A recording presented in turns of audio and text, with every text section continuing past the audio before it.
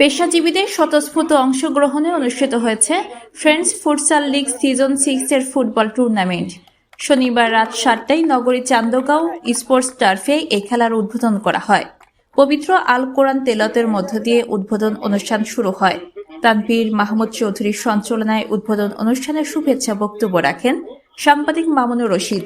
এতে প্রধান অতিথি হিসেবে উপস্থিত ছিলেন এসএ ফ্যামিলি চেয়ারম্যান ও Chattogram metropolitan chamber of commerce and ইন্ডাস্ট্রির ডিরেক্টর মোহাম্মদ শাহ আলম।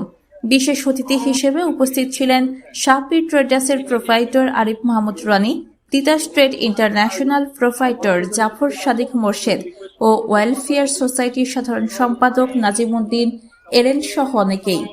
পরে প্রধান অতিথি টুর্নামেন্টে অংশগ্রহণকারী খেলোয়াড়দের সাথে কুশল বিনিময় শেষে খেলা উদ্বোধন করেন।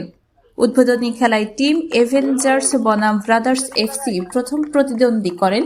খেলায় ব্রাদার্স এফসি 1 গোলে জয়লাভ করেন।